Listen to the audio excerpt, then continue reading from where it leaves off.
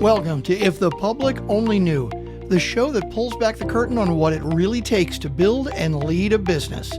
Host Gary Cinderbrandt sits down with some of today's most dynamic CEOs, founders, and leaders to dig into their origin stories, hard-earned lessons, and the missteps that nearly derailed it all.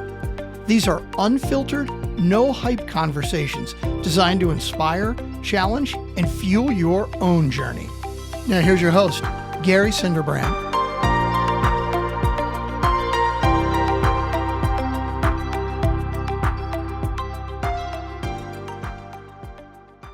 Welcome back to If the Public Only Knew. My guest today is Bryan Clayton. As I was going through Bryan's backstory, Steve Jobs came to mind. Now, Steve Jobs built technology. Bryan's background is in lawn care. So what could these two possibly have in common? Well, the way Steve Jobs looked at the world was pretty straightforward. Figure out what the problem is, learn all you can about it, and then build something to solve it. Bryan, probably unbeknownst to him, but the first time he cut a lawn at 15, figured out a problem and came up with a completely cool and elegant way to solve it using technology. So as you learn more about what Bryan did, you'll have two observations. Why didn't I think of that? And that's a great idea. Bryan, welcome to the podcast. I'm really happy to have you. Gary, thanks for having me on. And wow, what a great introduction. I've never been called the Steve Jobs of grass cutting, but I will take it, man. I love that. I love that. Well, as I said before, when we were chatting, you thought about it the exact same way. Define the problem, learn everything you can about the problem. And then that's how Steve thought too. You know, he always advocated for let's start with the human and build the systems to that. Exactly. And right. It sounds obvious, but that's not how we typically approach these things. So I appreciate that. No, not at all. All right, so I want to go back. You grew up in a military family. Did you move around a lot? Yeah, growing up, we moved every 3 or 4 years. My brother caught most of that, and I caught the tail end of it. But when my dad retired, he didn't give up the military ethos, and luckily, I was living in a military household, and he got tired of watching me play too much Nintendo. I said, "Hey, get off of your butt. The neighbor needs their grass cut," and he made me go mow the neighbor's yard. And I'm glad he did that. Very cool. What branch of the military was your dad in? He was in the Army. Okay. Major in the Army.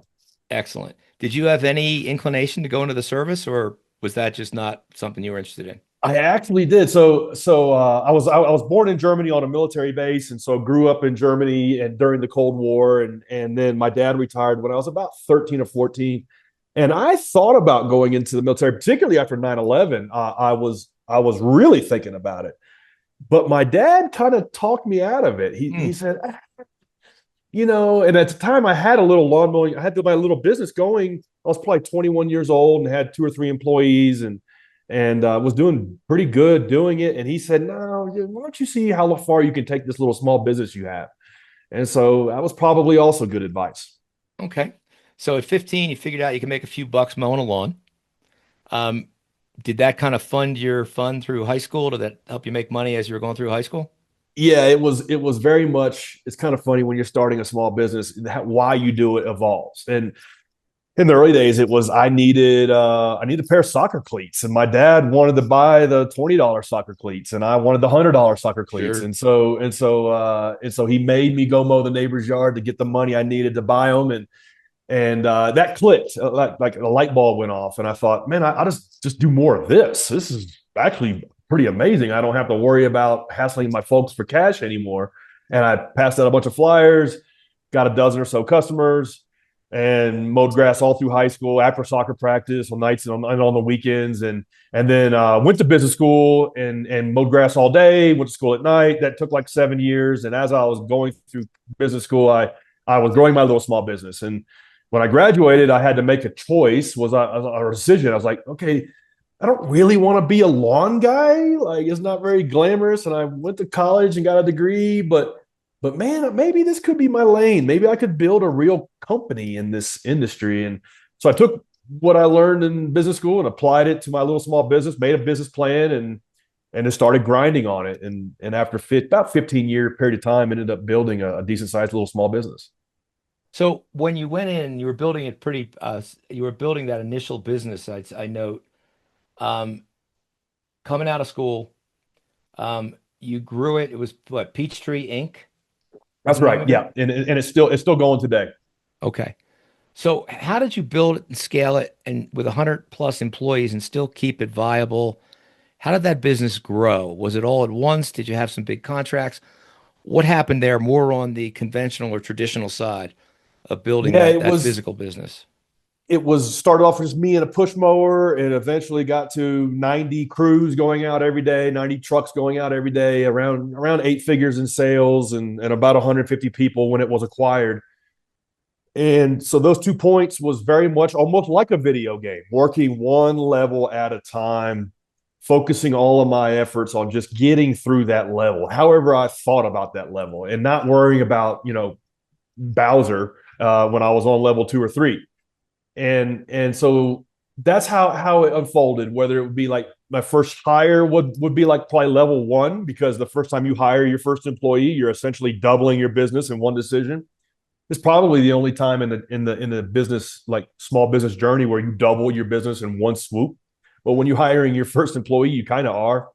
So that might have been level 1, and then fast forward, maybe level 2 or 3 might have been like my first million in sales, and then now I'm like less in it and more on it, and then trying to think through that and building systems and processes, and then probably maybe metaphorically level 6 or 7 might have been like the epiphany I had where I realized I wasn't in the landscaping business at all. I was actually in the sales business, and I Right. needed to focus 90% of my time on crafting our sales system and building predictable revenue through a sales process. And that took like 3 or 4 years. And then I guess it was maybe metaphorically level 9 or 10, getting to 10 million in sales. I realized I was actually in the people business. I was in that everything was a byproduct of the people that were in the company, helping them get where they were trying to go in life, growing them as people, growing them as leaders. And it was a very different business than where I started, just cutting grass. I ended up being like in the people development business. You wouldn't Sure. think that when you're first starting mowing yards, but that's where I ended up. Did your margins scale with your revenue? Yeah, as time went on, we started refocusing the business around larger contracts. So started off just we would mow anybody's yard anytime, anywhere, and then as time went on, we merged the business from a residential based service clientele to commercial. So restaurants, office parks, apartment buildings, neighborhood entrances, things like that.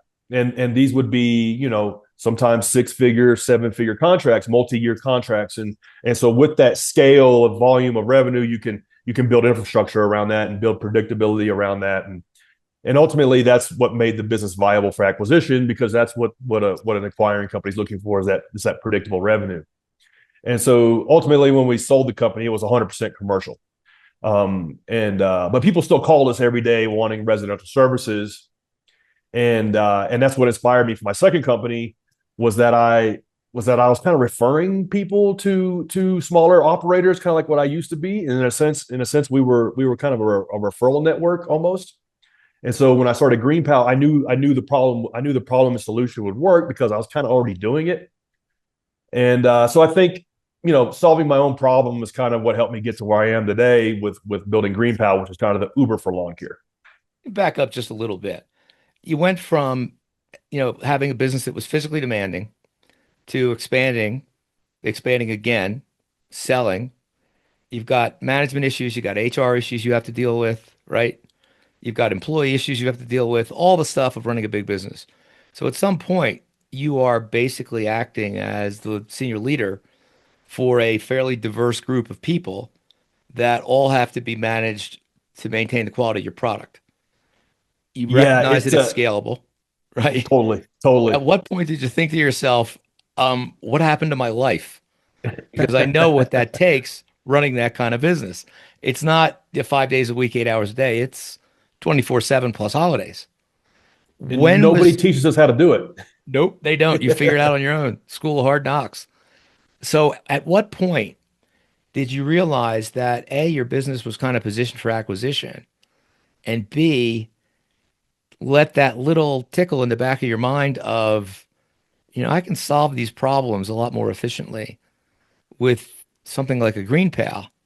than continuing what you were doing initially with Peachtree. I don't think it happened overnight. How did that thought process evolve? Yeah. To answer your question, it was never a 3, 4, 5 day a week thing. It was always a 7 day a week thing, and it's very much a full contact sport. And the idea of work life balance has always been one that I've never known. And because if you want to build a small business into a decent sized business, you're really doing three things at once all the time, and you're trying to make time for each of three, what I call three buckets. And so you're working in the business, you're just making sure bills are getting paid, customers getting taken care of, payroll's happening. You're all over everything all the time. You're very much in the business. And then the second thing is you're working on the business. You're building the systems, processes, routines, the strategies, and you're setting aside time to work on the business, hopefully more than in the business. And then the third thing is you're working on yourself. You are reading books about leadership, management, strategy.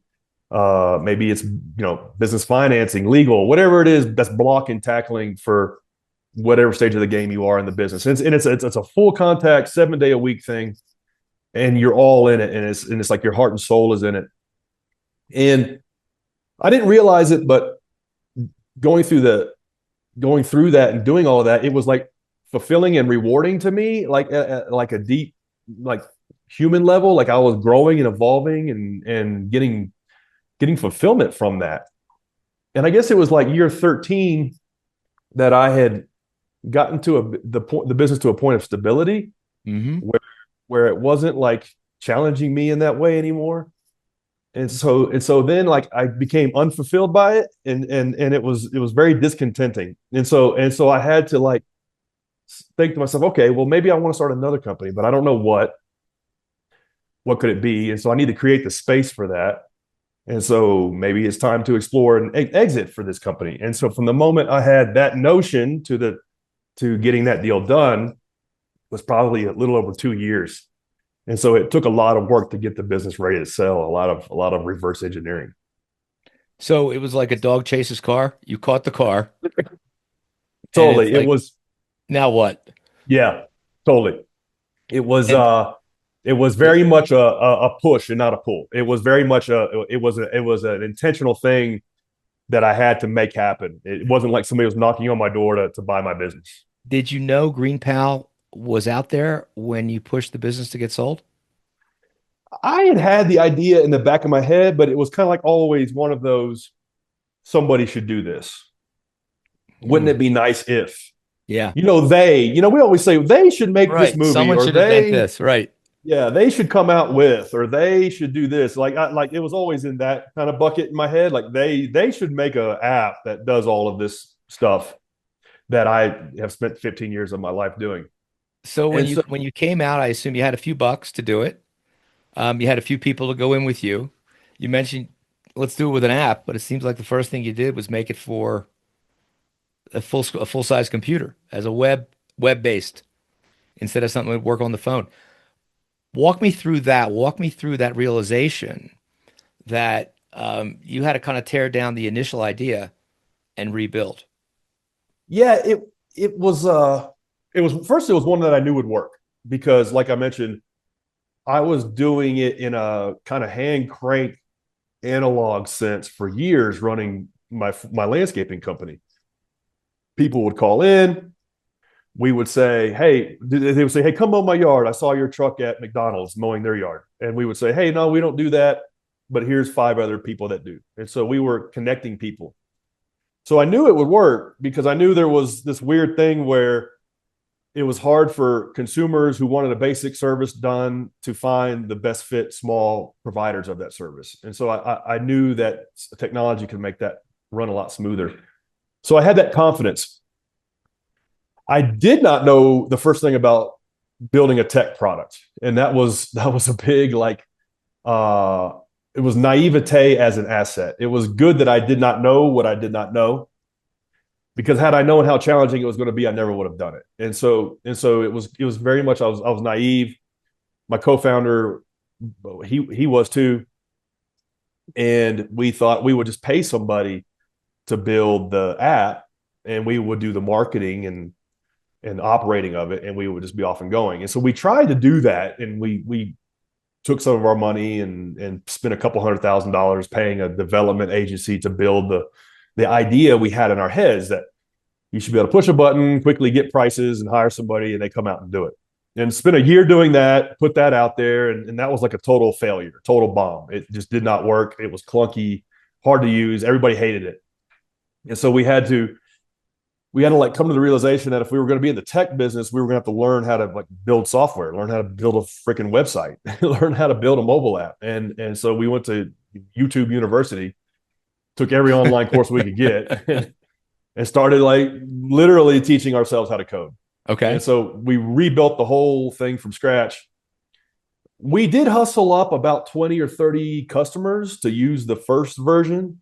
And so we were able to kind of over the shoulder, kitchen counter, kitchen table, Starbucks, meet with these people and watch them use this terrible app that we had, and figure out all of the assumptions that we had that were wrong, all of the things that they wish it would do that it didn't do, and all of the things they were confused by, and like build the second version in a much better footing, and one that was baked in user feedback. Were you hiring at that point? Were you hiring real live coders, UI, UX? Still just us. Really? Just us. Like, yeah, because we didn't have the money, and because I all of the proceeds from my first business. So rewinding a little bit, my first company, when I had sold it, it put me in a position where I didn't have to work anymore, and that was nice because then I could just do whatever it was I wanted to do. But I was terrified that I was going to like make some stupid decisions and lose it all. And like, it's a weird thing that happens when you go through that. Like you get paranoid. And the guy that bought the business was a super wealthy dude, like multiple nine figures. And he like face to face told me, he said, I can't tell you how many times I closed one of these deals and the guy or gal that I bought the business from is broke again in 2 years. Yeah. And he said, there's going to be a lot of business deals that you're going to come across that are going to like, that they're just going to come across your plate now that you have some money. And he said, it's a lot easier to make $1 million than it is to hold on to $1 million. And so that stuck with me. And so like when I sold the business, I locked everything down in like real estate investments and really illiquid investments. And so I was kind of poor on paper all over again. And which was good because it made me humble, and it was really kind of the mindset I needed when I started GreenPal, because I was very much starting from scratch all over again. And Smart. I kind of needed that mindset. And so it was exactly what I needed at that time. And so I had a little bit of money set aside to put towards it, a few $100,000, but not a lot. And so as we went through the first year, 1, 2, 3, 4, like I didn't pay myself a salary. My co-founder still worked his day job. Like he worked at Dell Computer and as a salesperson and worked nights and weekends on the project. So it was us doing all of the work. And then as we got, our first 100 customers, we turned that into 500. Then we turned that into 1,000 customers. Now we got 1,000 paying customers. Now we're making a little bit of money. And a lot of times as a founder, your job is like, it doesn't matter what type of small business, large business, your job is the one of capital allocator, which means a little bit of money comes in and you put money back out to work. And I knew exactly, almost like a battlefield hospital tent, I knew exactly where to triage the money, because I knew exactly, because we were doing everything. And I knew, I was like, man, we need to hire more developer hours, or we need more designer hours. Or so going through this exercise of doing all the work ourselves really made the thinking and strategy very crystal clear as to where we needed to put money to work, so we didn't waste any money. And that's how we got through the first 3 or 4 years. And it was probably year 5 or 6 before we paid ourselves a salary. And now the team's go ahead. You bootstrapped the whole way. You weren't interested in any outside capital? Well, so I was, when I was starting this business, when I started GreenPal, I was like a blue collar entrepreneur. I was a blue collar, like business operator. I had no idea how the tech business worked. And so I was consuming every podcast I could get my hands on, and reading TechCrunch, and like I even flew out to TechCrunch conference one time to like just figure out how they speak, how these people think, and how this works. And the purveying like advice at the time was that you have to go raise funding to start a tech company, because back then it was $5 million just to get in the game. You needed a full-time Android developer, full-time iOS developer, full-time web developer, a full-time back-end guy or gal. You needed a full-time designer. Like you needed like a team of 5 or 6 that each made $200,000. You needed $1 million a year to burn minimum just to even get in the game. And so that was the thinking. And so that's what we tried to do. Like we're coming out of Nashville, Tennessee. It's not like a hotbed of consumer tech success stories. And so there's not a lot of investor base for that type of idea. But I went to what few investors there were in the area, and then I flew to every major city in the country, like the top 5 that have an investor pool of these types of ideas, and spent like 3 months just pitching my butt off, like trying to beg people to invest in this idea, and like begging for $20,000, $50,000, if I was lucky, $100,000 check. And I guess it was like month 2 or 3, I was just like, this is stupid. I just need to build something that makes $50,000 a day, and not even worry about this. And like, and I know that we can, and it just take a little longer than I thought, but I know we can. And that's what we did. We just built something that made a seed round every month, rather than taking a year trying to build something that investors wanted. Now, I'm not anti venture capital. You look on your phone, on the home screen, odds are all of the little icons on that screen are going to be venture backed. So when it works, it's a beautiful thing. But in my experience, and really in my space, venture capital has kind of ruined more of these ideas than help create. You're in a great spot because, the VC goes through, there's pre-seed or pre-revenue, there's seed, A, B, C rounds, whatever you want to look at. But when you start to pull your numbers apart, for instance, I'm pretty certain you've got a computation somewhere on your customer acquisition cost, on your CAC, on the long-term value of an individual customer, which is another thing they look at. Basically, my guess would be that those numbers are way beyond what most VCs are looking for, probably be in that second stage in private equity. So depending upon how you would allocate additional capital, you're kind of in the driver's seat. The other cool thing is you talked about your struggles to build the initial app. You basically built it with sweat. It was sweat equity. But now with AI, with the app you just described, you could have it up and running probably in a day or 2 using vibe coding, because some of the AI coding out there is phenomenal. I built an app to solve a long-term problem in financial services, and I'm wrestling right now with, do I bootstrap or do I get some outside investors? I haven't decided yet, because the thing's ready to go, and I built it myself with 2 really strong tech guys who loved the project and helped. But that would have cost me $5 million 5 years ago. Same as you discussed, right? But it's real and it's up and running.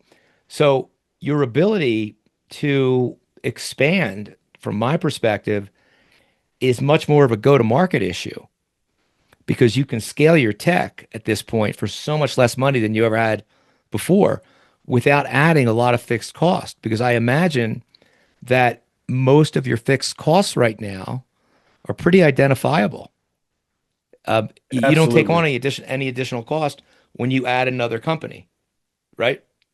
That's one of the tech is hard for a lot of reasons, but that one of the most beautiful things about it is once you have your fixed costs taken care of, a lot of the marginal additions in your customer base are at a higher margin. And so for us, we serve 300,000 people every week. We could easily do 1 million with our current infrastructure. And to your point, the user acquisition, the distribution is the hardest part. And that was one of the big smacks in the face that I got building GreenPal was realizing that the building of it is the easy part. The hard part is going out and getting people to use it, connecting it with people who need it when they need it.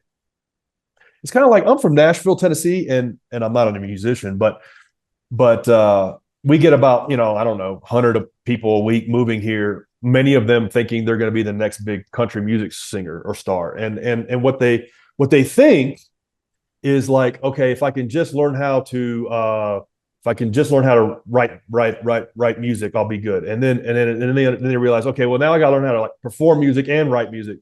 And then I got to learn how to like be like a good live performer. And then I got to learn how to like sing and play guitar at the same time. And they think if they learn these things and do these things and execute and deliver on these things, that they will be successful. And then they realize that none of that matters, that what really matters is getting 100 people to show up at a show. Yeah. And if you can't do that, then you'll never get a record deal. You'll never make it. You'll never be anything. And founding a tech startup is really just like that. Yeah. You think that, okay, if I could just like code up a prototype and it works, like I'll be good. But really it's just, can I get 100 people to put a credit card number down? Do they care enough about it? Like when we started chatting about Steve Jobs being obsessed with the customer and starting with the customer's need, like, do people care enough about it to pay for it? And do they vote with their wallet? And will they, and really all that matters is getting 100 people to pay for it. And that's much harder than building it.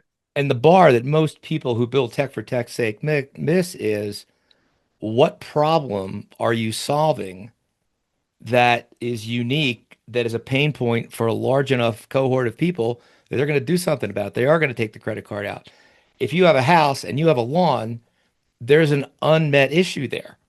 So to me, it takes this extremely simplistic problem and you spun some tech around it, and the human interaction that you have, not just with the end line customer, but one of the other things I also noticed is, let's say that I'm you, and I realize, I want to build a landscaping business, and I'm in a community, and I know I can put a good product out there, but nobody knows who the hell I am.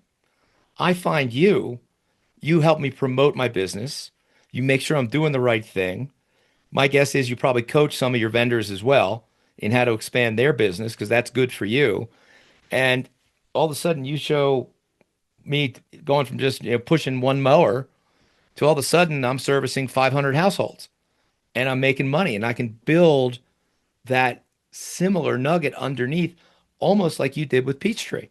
But now I've got somebody that's experienced, that can get business to me, that can kind of coach me in the whole thing. So I think the social implications of what you're doing are extraordinary in promoting small business owners. You say 1 million, I don't know how many households have grass. And why would anybody do anything but, if you think about it? And again, and I want you to comment on this, because this is a common problem with independent landscapers, getting paid.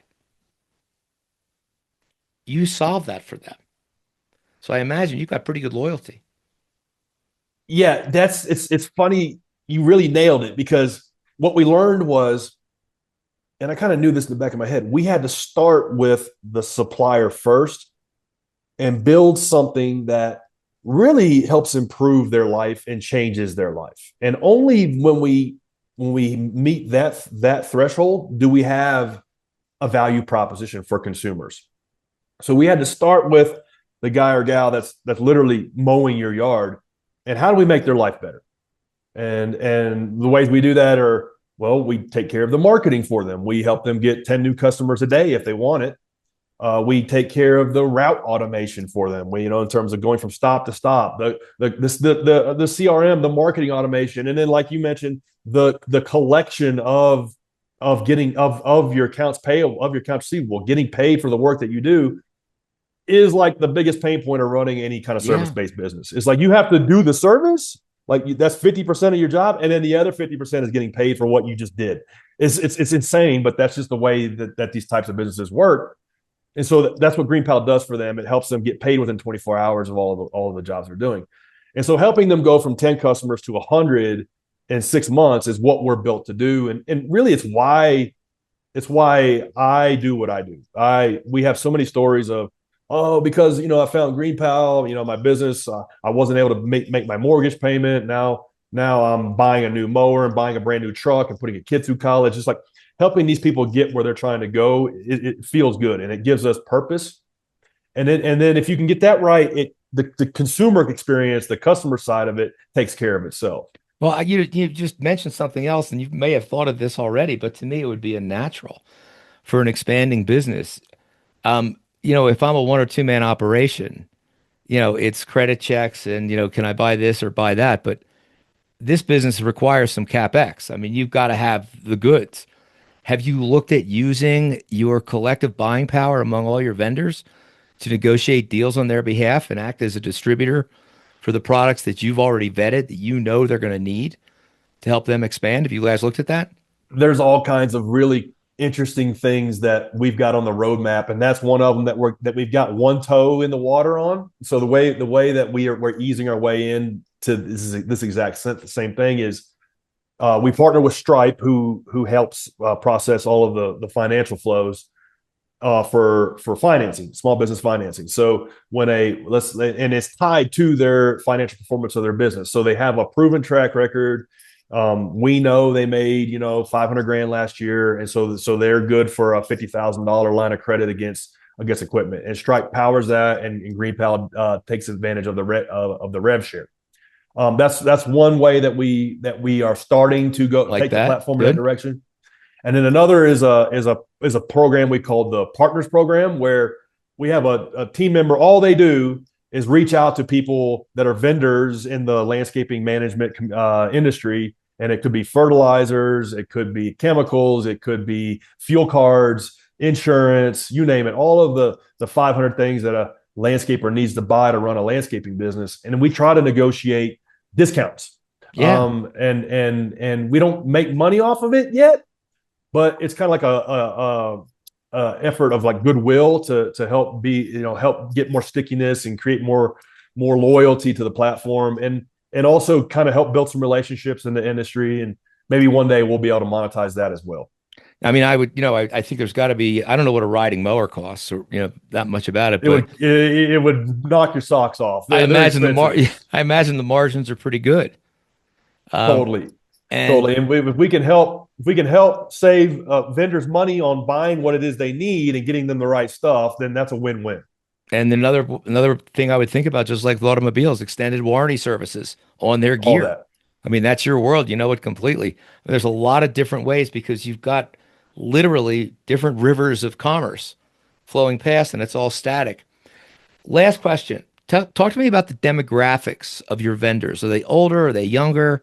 Is it an aging population? Is it something you looked at? What are the new guys coming in? What are they trying to do? What does that look like? Yeah, so the demographics on both sides of the equation. When I started, I thought the consumer base was going to be like my customers when I first got started was going to be like $1 million plus homes, high-end affluent communities. But actually, it's working class people. It's people that just want a basic lawn mowing that, they make, 50, 60, 70K a year, and they don't want to spend a bunch of money, and they can't get a landscaper to call them back. And that's where we come in. That's where GreenPal comes in. And so that was a surprise to me. On the How about the vendors themselves? How about the landscapers themselves? Have they been in business a long time? What does that age breakdown look like? In other words, what's the next generation of GreenPal vendors look like for you? Yeah, they are single, what we call Peter in a pickup, Chuck in a truck, Molly in a mower. We have a lot of female led operators, and you wouldn't think that. And they are some of the, I guess, per capita highest performing operators we have on the platform. And it's usually one person, maybe a helper, but not much bigger than that, because this is the person that maybe they worked at a landscaping company, maybe they ran a crew, and they always wanted to be in business for themselves. And they were maybe they were making 15, 20 bucks an hour working for a landscaping company, but now they can run their own business and make $100 an hour. And GreenPal abstracts a lot of the unknowns away to where it's like, okay, you just plug in, you bid on work, you get the jobs you want, and then you just go knock them out, and then everything else is handled for you. And so we like to stay into that kind of owner operator, small business owner, proprietor demographic, and that makes up probably 70, 80%. Interesting. And then we do have maybe 5-10% big businesses that use it. So the way they use it is they're sending out 10, 12 crews every day, but they earmark 1 or 2 crews that all they do is GreenPal work. And we have several operators that are doing over $1 million a year on top of the GreenPal platform, pushing through the platform, and they do a great job. But it's not built for them. They have figured out a way to make it work for them. The person it's built for is your owner operator, your sole proprietor. So what's next? I mean, you've got basically a SaaS-based business. You've built a defensible moat because you were the first mover in that business. You've got some name recognition out there. You've got unlimited market and no competitors in sight. It is unlimited. It is unlimited market, and it's almost like, it's a $99 billion industry, and we power like a drop in the bucket of it. And so that's the way we think of it. Is we're always asked and kind of almost kind of like not distracted, but it is kind of idealistic to think maybe we could apply this to other industries. We could say, okay, GreenPal could also work for pool service or home painting or roofing or pressure washing. But the reality is that we have so much white space ahead of us that we just need to focus on. Yeah, we focus on this one thing. That's a typical founder mistake. Focus on this one thing. Just be the best in the world at getting a guy or gal to come mow your yard for a good price every week or every 2 weeks. And because there's so much more of that to do, that we're going to keep going deeper and deeper and deeper in the landscaping business. And like we talked about earlier, getting the platform woven into these other aspects of that, whether it be like equipment financing or all of the back office stuff or all of the other moving parts that go into the landscaping business, just slowly taking more of that into the platform is what we're going to spend the next 5 years doing. With the background in finance, I don't say this often, but you're an investment banker's dream. Well, we get a lot of them emailing us. I imagine you do. And the less you respond, the better off you are. Yeah, just keep on going down this path. Yeah, you don't need. I mean, you would go to a C round and go public at some point with this idea. Again, it just ticks all the things that a pure entrepreneur and founder, I think, needs to look at. Well done, sir. This is really impressive stuff. Well, Gary, I really appreciate that. Thank you so much. Not at all. Our guest today has been Bryan Clayton.